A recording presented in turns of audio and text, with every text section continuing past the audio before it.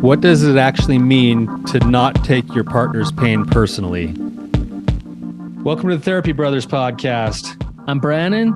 I'm Tyler. We're brothers, We're therapists. and we know recovery. Bring your stories, your questions, your successes with real recovery.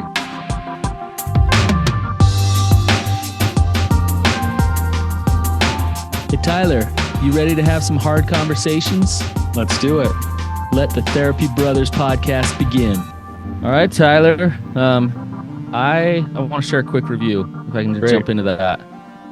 It says, this is from Habitual Listener, and it says, my favorite podcast. I love to hear the work that you guys do. The conversations are always amazing and inspiring.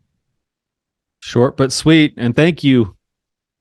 Yeah, I'm glad you're listening. Yeah. Really appreciate you and appreciate you taking the time to go over and leave us an actual review. That means a lot to us. So thank you. It does. It means a lot to us because we get your feedback, and it also helps other people who might be looking for the same kind of resource to find us. So thank you. Thank you for your help. Yeah. Hey, we were talking last night, Tyler, and I think it's time. Uh-oh. It's time for what? It's time for you to go with the crew cut like Grandpa Harris. It might be time. You know, I just shaved my beard off again after keeping it for like a year. So Grandpa, you know, when I remember, this takes me way back when I was in high school. I think I was a sophomore in high school. Like all the younger classmen got all this pressure to like cut their hair. So I decided to cut my hair like Grandpa Harris's, which Grandpa Harris had this just like straight up, flat out, like flat top. Just like, it's not like a short haircut. It was an actual full on flat top, you know? And he had the flat top our entire life until he died. I never saw him without always a flat had top. the flat top and was always completely groomed too. Like mine grows out and gets poofy and stuff, but his was always just straight flat. I think our listeners don't understand, like when we talk about Grandpa Harris, like who Grandpa Harris was. Like I know, they're like, okay, they're laughing at their grandpa now again. Like he's like, no, this dude was a rock star. Like he was famous around these parts. You know? Yeah, he was. Yeah. Yeah. He was a true caricature because he had that like weird, almost cartoonish look because of his flat top, and he wore like a one-piece dickie like every day of his life. And big hearing aids, like massive behind hearing both aids. Ears. Not like the more modern ones, the big massive hearing aids. And they would still beep squeak like really loud. And he substitute taught every day. He was like in his 80s, and he was still he was the preferred teacher. Substitute teacher. Like they would request him like months in advance. In all of Salt Lake, he was like the top sub. Like everybody requested him. He had 99 jokes memorized. Well, maybe I'll consider the flat top, man. I don't mind. I don't mind being more like Grandpa Harris. Be more like Don, man. Maybe I'll have it. Maybe I'll cue that up and have that ready by the time Radiant Dawn rolls around or something. Oh, dude, that would be amazing. Yeah. Well, should we get into our topic? Yes. Let me kind of preface this. I received this message from somebody I know. It's actually I think a really good question. So I'm actually going to read the question. I got permission to read the question, and then we can just kind of go wherever you want to go with it, Brannon. All right. Okay. Sounds good. So it says, here's the question. There seems to be an approach to support the addict I'm hearing quite frequently as of late. It's rooted in the book, The Four Agreements, which we're both a big fan of, right, Brannon? I mean, that's like, we love the book, The Four Agreements. Love it. Yeah. The concept is rooted in agreement number 2, don't take anything personally. I love the book. I found it super helpful for myself. I've also seen the principle manipulated. It's starting to drive me bonkers. Here's what I mean. Recently, I'm hearing of more and more betrayers and addicts adopting this mindset. I know that it is meant to assist with shame reduction and intolerance. However, I'm also seeing that some of these addicts and betrayers use the don't take it personally approach as a way to disassociate from accountability and move back to denial from harmful behavior. Some examples. I cheated on my wife. I'm not going to take her anger personally and just ignore or stonewall my wife. I'm not going to try to take her frustration personally and pretend it never happened, or even I didn't keep my promise. I'm not going to take her disappointment personally and again pretend like it never happened. Sometimes what I see in my own life and in some other couples going through this is the wife actually having boundaries and calling up the betrayer in a healthy way, and the response is the addict pushing the behavior under the rug, or even the addict putting themselves in a one-up position so the wife is not heard and then invalidated or make them seem like a jerk for their experience. So that's the gist of the question. On one hand, I totally get it. We don't have control over the emotions of others, and it's not healthy to go into the shame spiral anytime someone calls you up. So the question really is like, what do you think about this? Don't take it personally, as it's juxtaposed against the question here from this person. Well, the examples that she gave were examples of somebody taking it very personally. Um, You're going to need to unravel that and kind of yeah, yeah. talk about that. So I want to quote Don Miguel Ruiz. This is straight from the Four Agreements. I just want to kind of set the table with this. He says, whatever happens around you, don't take it personal. Nothing others do is about you. Okay, so this is tricky when it comes that's to that's the agreement. That's from the book. That's straight from the book. Yep. This is tricky when it comes to betrayal. So if I go betray my spouse and she's upset because of that, is her being upset about me? It's well, she's upset because you've betrayed her trust. Right. So is that about me? Yes. Should I take that personal? No. Okay. Okay.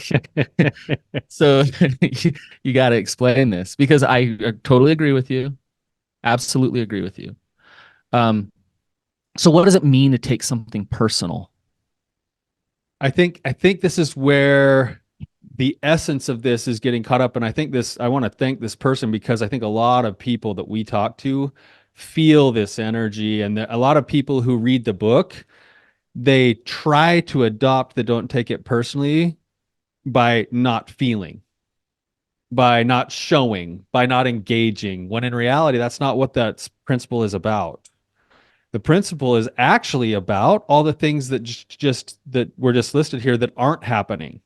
It's about acceptance of reality of the situation I find myself in. It's about taking accountability for my own actions and my own life and my own choices and the way that I see myself and the way that I engage in this world, rather than having the world dictate something to me and agreeing with it from a shame-based perspective that it's all my fault and that I'm terrible and I'm horrible. Yeah, it's about self-worth. It's when something happens around me from somebody, they do something, does that affect who I am as a son of God? Like it's about my self-worth. And the fact of the matter is my worth is infinite, it's eternal, it's there no matter what. Whether someone's crying in front of me, mad at me, punching me in the face, whatever, it doesn't affect that. I am already I am. I just am, right? Mm-hmm. And so when things happen around me, it's not about me. Now, Tyler had a couple clients. They went and did this like coaching and they took this don't take things personally to the extreme. And they got back and they would show up with their wives and they'd be like, their wives would be upset or sad or whatever, and they'd be like, that's fine, you can be upset. Like it's fine, that's perfect. Everything's perfect. Everything's good. Everything's okay. Well, if you're upset, that's about you. Yep, sucks to be you. That's you. And so they're acting as if they're not taking anything personally at the cost of empathy. So empathy is like evidence that you're really good at not taking things personally. Yeah, we need to unpack that, Brannon, because that's really important here with this question. What makes empathy? Empathy is almost like an indicator that you're not taking it personally. Yeah. This is a quote from a very wise person. This is from me. Um, it says, if I don't care what you think about me, then I can love you deeper and allow you to actually love me. Right. Let's So, unpack that a little bit. yeah. Um, all right. So when they come back from this training and they're cold to their wives and they're like, "Yep, like I am so boundaried with you. I'm not going to connect to anything you say or do because I'm good. Like I'm good. I'm standing on my own 2 feet." Um, that's wonderful. Good for those guys. Great. Good job. Um, I actually think they're terrified of their spouse and they take her feelings personally. And so instead of getting all kind of enraged and in drama about it, they found this very manipulative stonewall that is prideful, that pushes them above them and says, "Look, I'm good. I don't have to connect to you," because they're Yes. terrified because they're actually taking personally their wife's pain. Correct? Yeah. Right? Yes. It's almost like an overcorrection. And I see why, to be fair to the side, to the betrayer side, I see why if they've been living in this way where the natural currency has always been shame, and shame is something is desperately wrong with me to the fact that I won't be able to be, loved or accepted by people. And now I go and I hear this new thing. It's like it almost feels like music to my ears that I don't have to live in shame anymore. And the way that I don't live in shame is I don't accept all the criticism that people give me, right? Like Yeah. the problem is that it's an overcorrection in the wrong direction without the actual thing that needs to be there for shame resiliency. Yeah. Yep. So instead it's the same it's the same thing. It's just a different version of the shame screen. It's a different So action. Yeah. yeah. So so in order to be shame resilient, I have to make peace with myself over the things that I've done and realize that they don't define me while still taking accountability for the things that I've done. Yes. Right.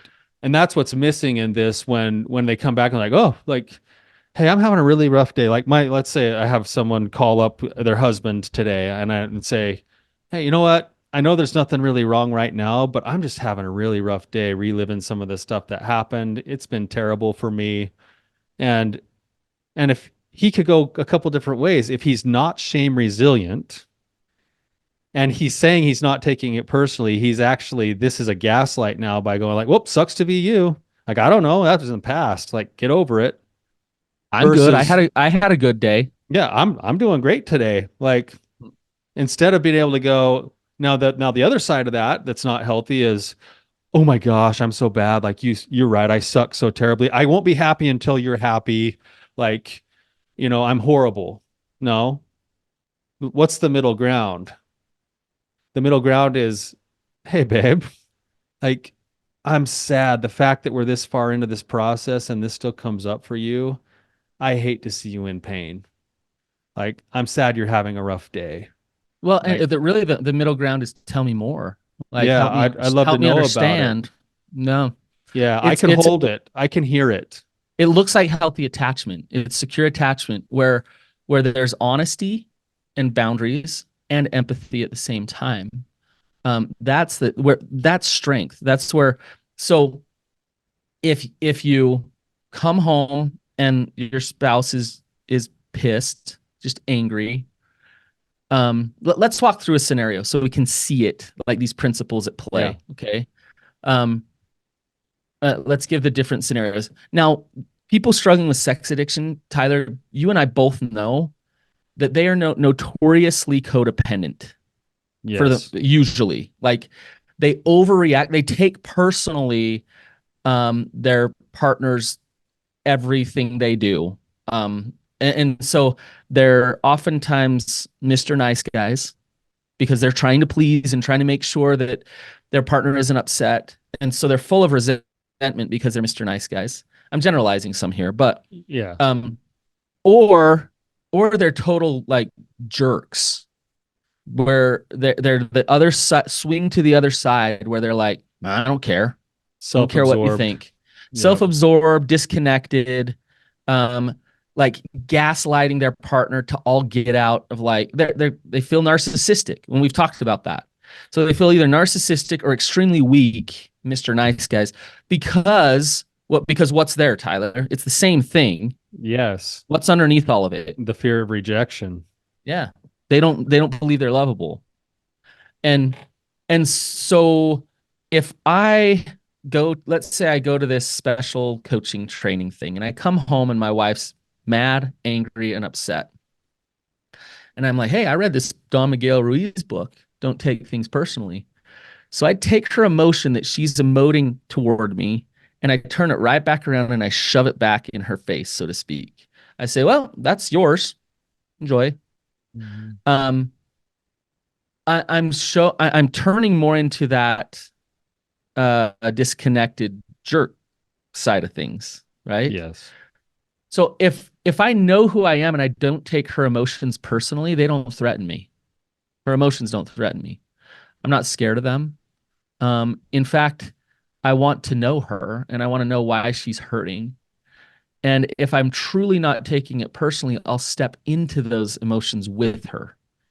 Um, And so, and this is what we were talking about. Tell me more, or what you were just saying, right, Tyler? It's whoa, like I would get curious. I wouldn't get defensive.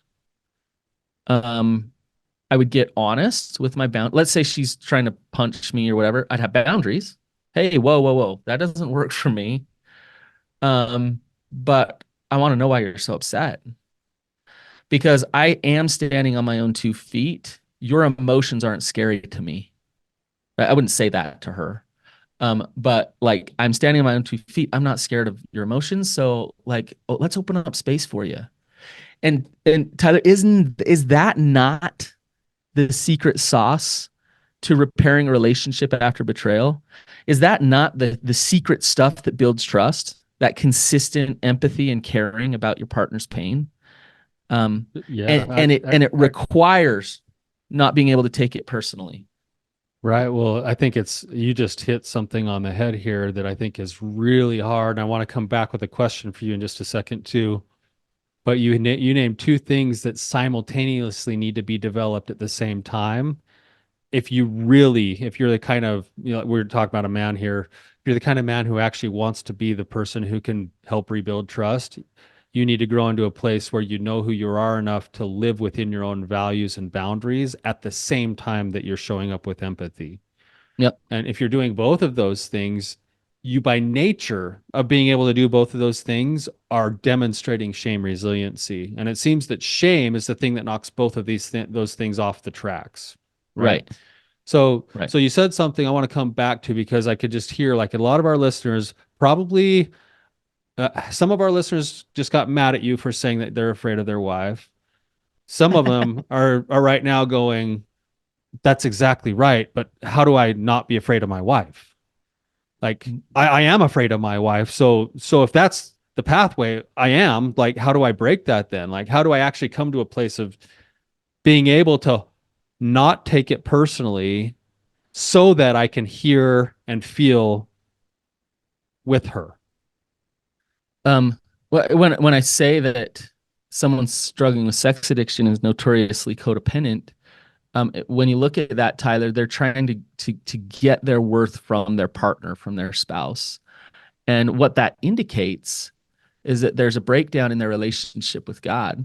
What that indicates is that they don't know who they really are. And so they're trying to draw it from something, or they're acting out in their addiction and trying to get some feel good feeling of okayness in that addiction or with that affair partner or something. So all of this is evidence that they don't truly know how loved they are. They don't truly feel that unconditional love of God. And we could dig further down and say, well, maybe it's because of some trauma that they've had, some wounds that they've incurred, that it's kind of knocked them off of knowing how God loves them and how God sees them. And so the question you just asked is a huge question It's big. because what needs to be done, the work that needs to be done is that work is to dig down and dig down and dig down and make peace with a lot of things that are getting in the way of you actually knowing who you truly are.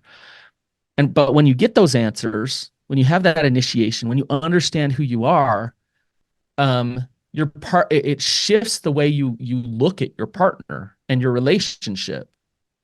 It's not a consumatory transactional thing. It's way different than that. It's about understanding each other, knowing each other, supporting each other, being It's a friends with each symbiotic other. relationship. Yeah. Yeah. And because like it is so healthy to get to a point where, and I hate to say this, Tyler, if Jenny were to divorce me today, I'd be in pain. That would be Yeah. really hard. Yeah. I'd be okay. Yes. I would be fine. And there would be a reason for it and a That's not purpose very for it. romantic. Right.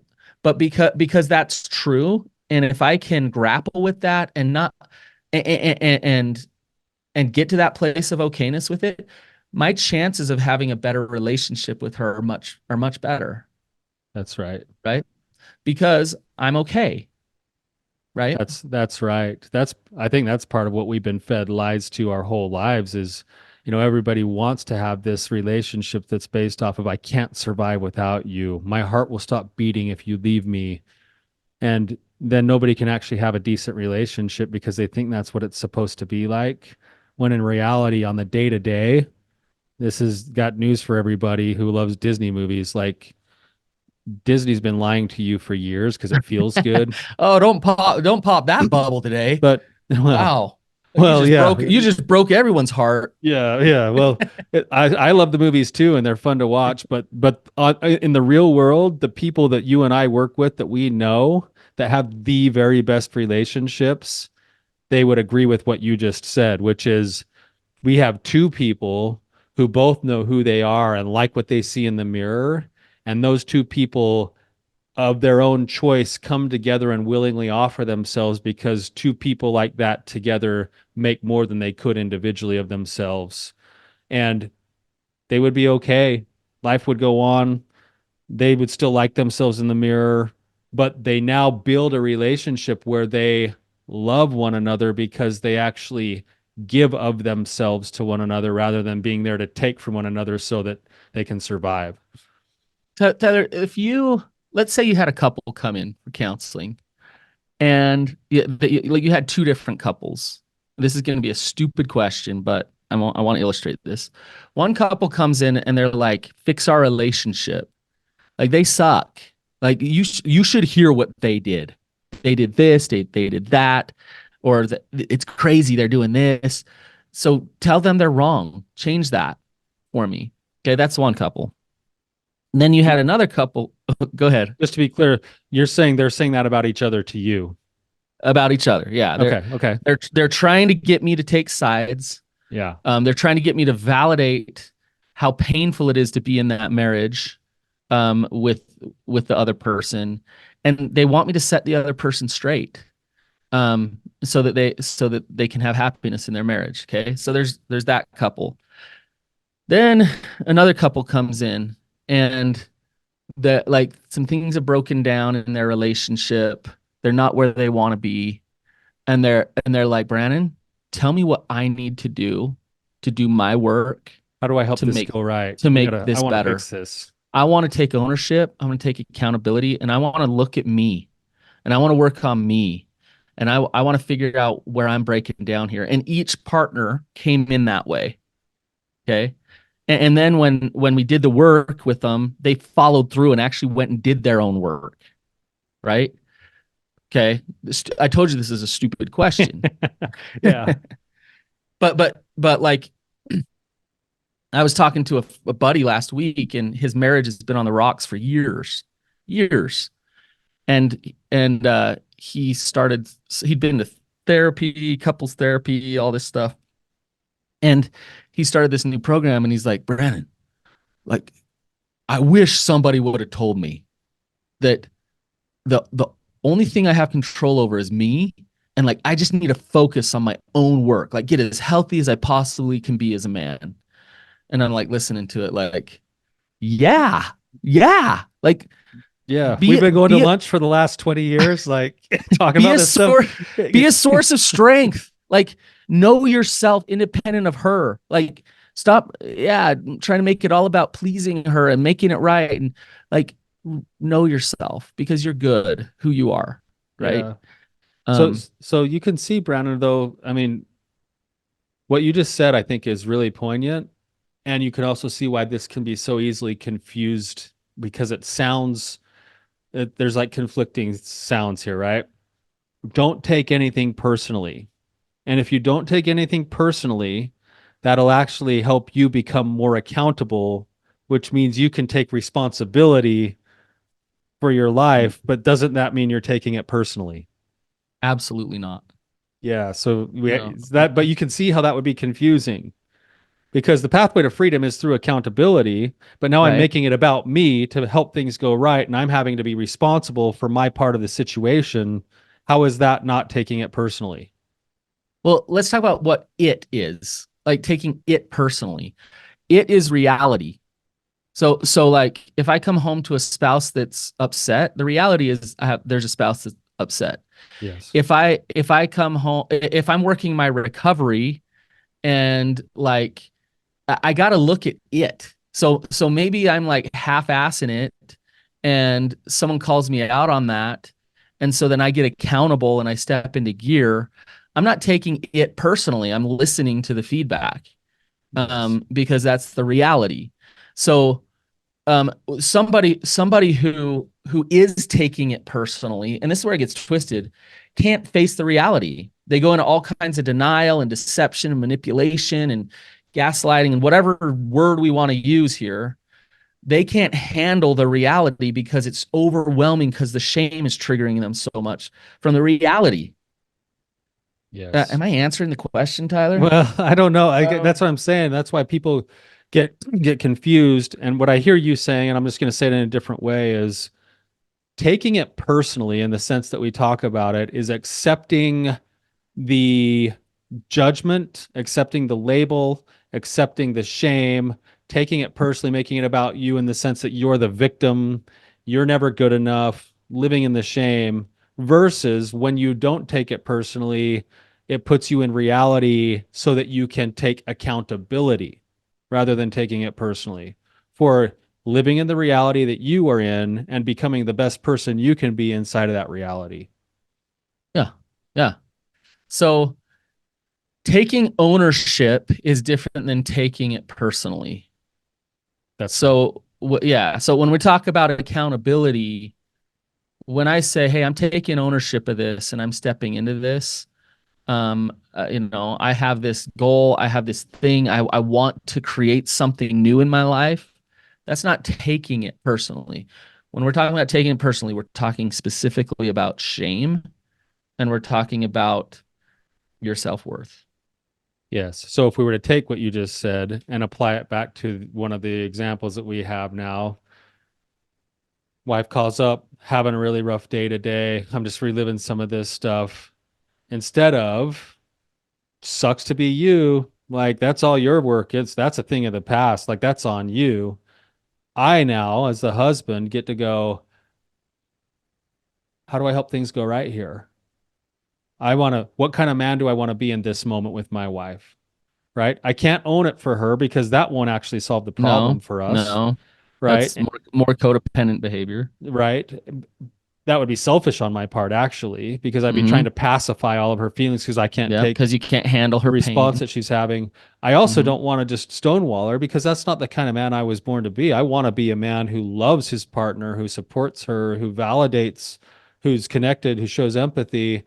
Oh, now that I'm not taking it personally, I'm here as an instrument in this moment to offer my wife my strength, which means the strength means two things. It means I can lean in and be in the space of her painful emotions at the same time that I can be boundaried with allowing the things that I can take responsible for, I will, and the things that I can't, I won't, but I'll still be loving when I don't, But right? what you're talking about, Tyler, is can be very hard. It's a test of your strength and knowing who you are. So, like, I'll give you an example. I got negative feedback on social media from a stranger once, and it was ridiculous. Like, it You wasn't did? even. Shocker. Yeah. That It never happens was on social media. That it never happens was on social media. yeah, it wasn't even close to like what they were kind of saying wasn't even close to who I was or what I was actually saying. Um, it didn't bother me. What do you know? Like a stranger that I honestly don't really care about, like it didn't bother me.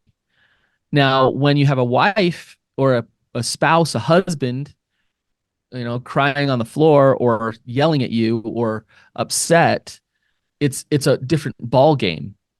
Yes. Why Because is it they a matter different to ball game? you. Yeah, it matters more. She matters. Yeah, it matters more. And so her feedback, it's easier to go into that codependent realm of like, whoa, I don't know where she stops and I begin. And because of that, I can't handle it. And so I'm either going to shut off and tell her, like, stop taking things personally, or I'm going to Mr. Yes Man it, Mr. Nice Guy it, or I'm going to crumble. And what we're talking about is none of those things. What we're talking about is knowing yourself so much that she's not like the stranger, but in a way it is. Like, I don't care.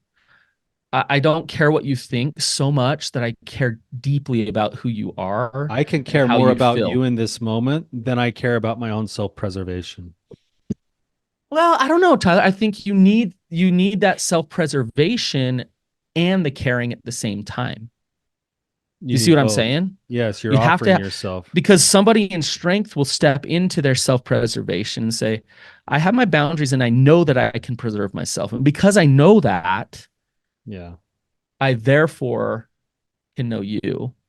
And one thing with betrayal, Tyler, that I think a lot of people don't understand is it's a process of grief. And grief comes in waves, and the emotions that come with grief. When we say grief, grief's an emotion, but the process of grief is a ton of different emotions: anger, depression, sadness, all of those things. And a lot of times what a partner doesn't understand is that the partner who was betrayed needs to process those emotions. They need to move them through They need themselves. space for that. Yeah, so they need to journal it, they need to talk it, they need to cry, they need to listen to music, they need to process those emotions. And when you take your partner's pain personally, you are saying, I am not available to be there for you as you process these emotions. And when you say that, that's the second betrayal, or it's the second rejection in the relationship. I betrayed you, which is rejection, and now your pain I and your can't handle you, process, even though I've caused it. I can't handle you, so I'm going to reject that yet again. So here you are wanting to save your marriage or whatever, like, and then in the very moment where you have massive opportunity to hold that pain and to help her process some of her most vulnerable, deepest pain she's ever had, in that you have opportunity to build trust in that moment, you turn around and say, I'm not taking your pain personally. I don't Yeah. care. I'm Right. good. Right. Missed opportunity. Big Huge time. missed opportunity. And to understand that I'm not going to take personally that you have to process this pain. That sucks. And it sucks that something that I did pushed you into this pain. That sucks. And Yeah. I do feel horrible about that because of me, not because of you, because that was outside my integrity. And I feel horrible about that. And I want to be here for you as you process through this pain. Right. Yeah. I think something that gets in the way of that, Brandon, too, I love what you said there is, if I'm the one, and I have been the one, who goes and does this thing to damage the relationship, I feel like, and this is natural, what my wife is experiencing is actually unfair. She didn't bring it on herself at all. Like, I went and made choices. I lied, I hid, I did all that stuff. Now it's out in the open. I feel because I've done those things that I'm the one that needs to fix those things. And in many ways and in many cases, no matter what I do, I can't fix the thing that I broke. Yep. And so I scramble trying to fix it, thinking that that's going to be the trust building thing, when in reality, I can only do my part to try to make amends and help things heal. But I actually have to let go of the need to fix. I have to just be able to hold the space for my wife to say, "This isn't fair. You dumped all this crap on me, and now I'm left holding the bag." And I'm like, I wish I could fix it. I'm, I'm doing what I can, but I know that this is yours too, and I'm sad about that. I'm sorry. Her pain is her pain.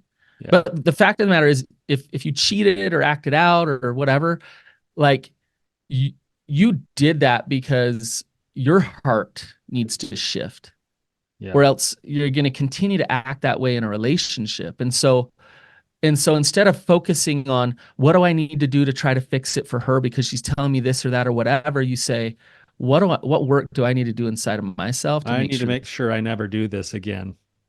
inside just for me, Me. just I got to because of figure out me, what's going on in me that led me to do this crap that hurt all the people that I love. and give her space to process this pain at the And I same need to time. be able to allow her the space to do that, knowing that as much as I want to, I won't be able to fix it all. That's hard. Oh man, that's hard. Yeah, but what Tyler and I are trying to get to, and it's almost impossible at the beginning of the recovery process, is what interdependency looks like when you're going through the recovery process. And that it looks like really clear boundaries and a ton of connection and love at the same time. It's the Um, practice of both. It needs both. That's why so often you hear us talk about the three recoveries. There's his, hers, and ours. Ours will never happen unless his and hers are actively being engaged in, meaning we're both growing into the actual truth and acceptance of who we are as individuals. And that's so important, because that's what actually makes a great relationship. And to me, right. like, I know this sounds really backwards, and people who are in a lot of pain right now might not hear this the right way. I hope you do. The recovery process is one of the best opportunities any couple ever gets to actually learn what it means to have an interdependent relationship. Yeah. It's just a big, hard, It demands personal that. process. Yep. The trust rebuilding and all of that demands learning how to detach all of the unhealthy ways that you were attached to each other and reattach that relationship in a healthy way.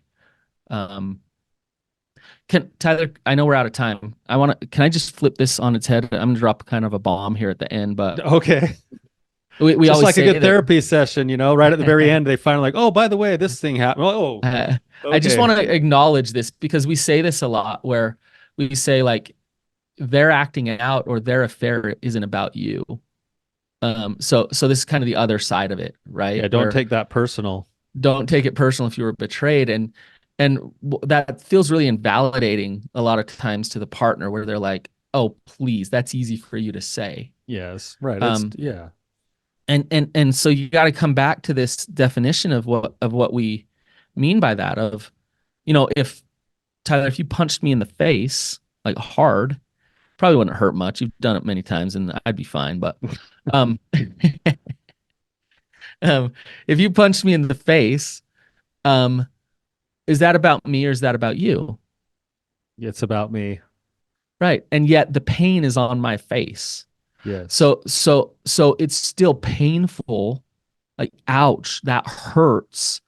But I'm not going to take it personal that you punched me in the That you went face. and did Like, something stupid.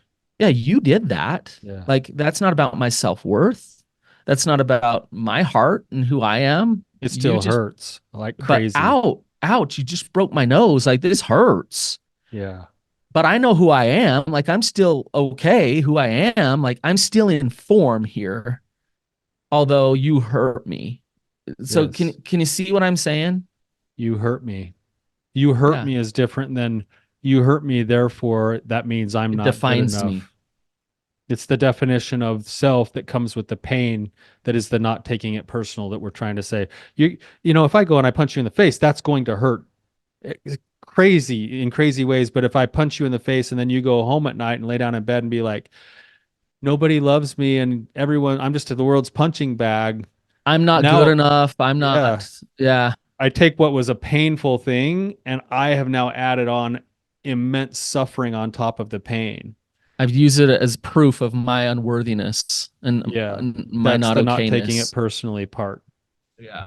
right? It doesn't mean that the pain isn't valid. The pain is 100% valid. You and I, Brannon, can only imagine what it's like to have that kind of pain, to know that somebody you love and trusted and cared about and relied on has betrayed you. Like that pain, it's 100% valid, but it's not about you.